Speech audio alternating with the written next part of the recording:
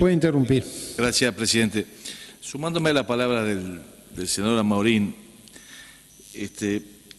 la urgencia parece de difícil explicación y también de difícil explicación es la ausencia del ministro de Economía en la comisión venir a informar.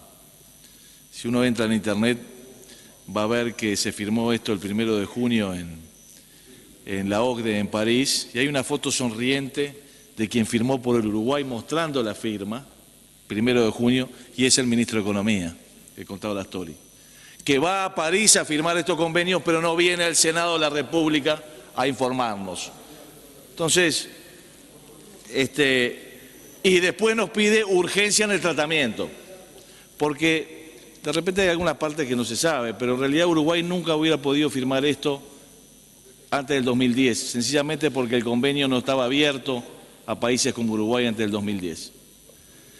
Y la urgencia es clara, firmó y vino y en 2 meses quiere que se lo aprobemos acá. Y en el caso nuestro, casi sin estudiarlo, suspendimos la sesión, recibimos 1 hora al subsecretario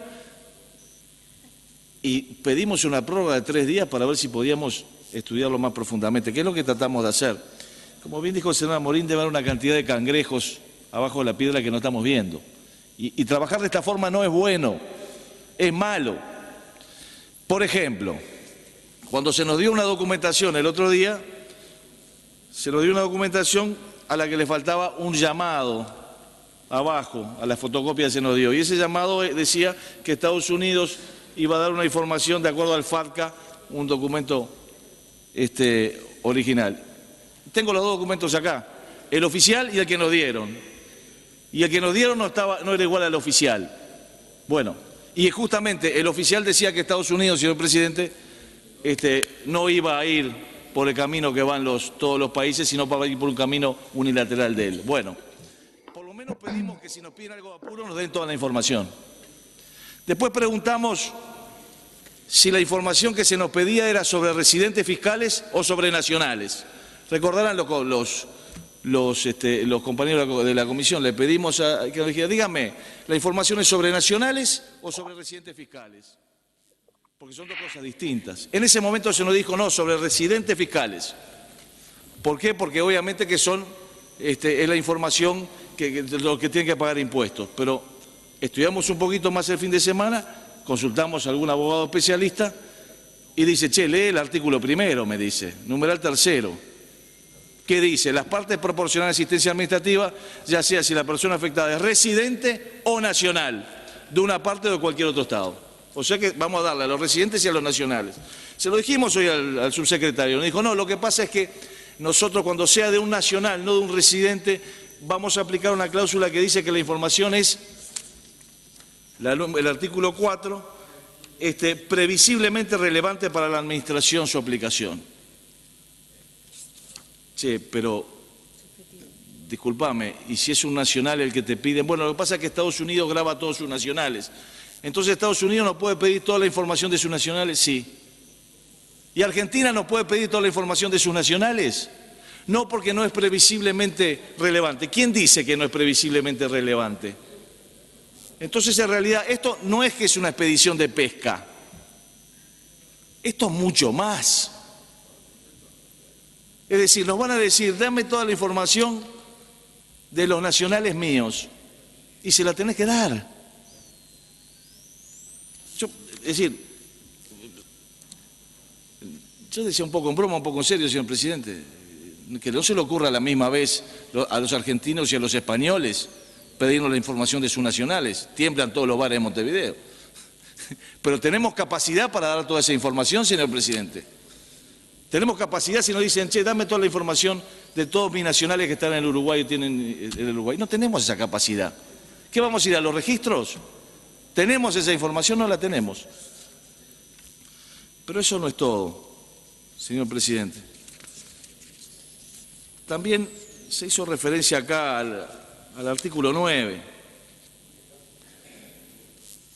que es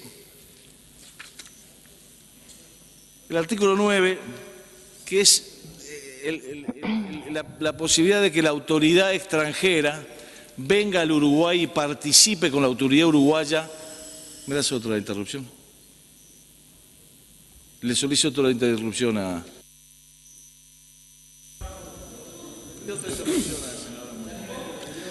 ¿En qué estamos? Tenemos que prorrogar la hora del senador Amorín y en ese caso el senador Amorín le concede. El senador Larrañaga está pidiendo que se prorrogue la hora del senador Amorín.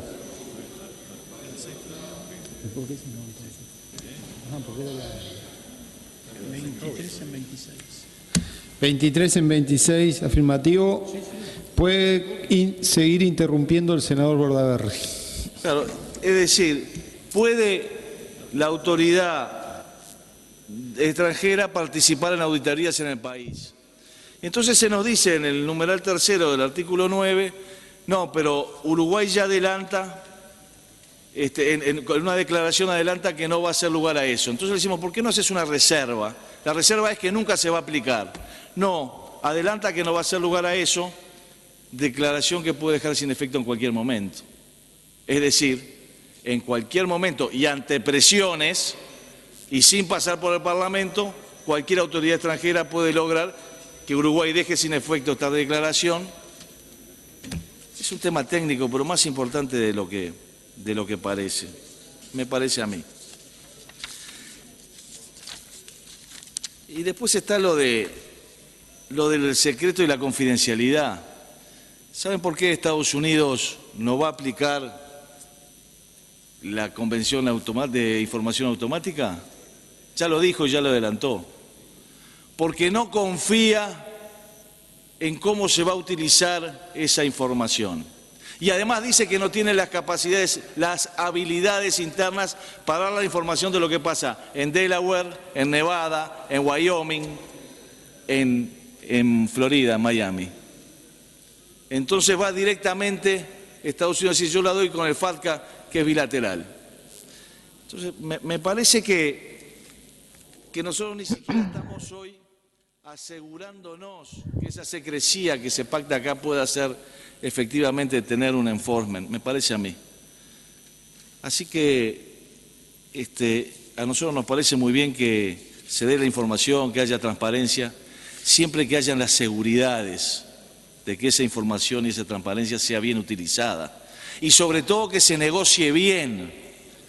No es que no hay que negociar, claro que sí, pero no hay que negociar a cambio de nada y exclusivamente diciéndosenos hay que aprobarlo a apuro porque la OCDE nos lo exige, los poderosos nos lo exigen. No, se puede negociar mejor, lo que venimos pidiendo hace rato. Gracias, señor senador, gracias, señor presidente.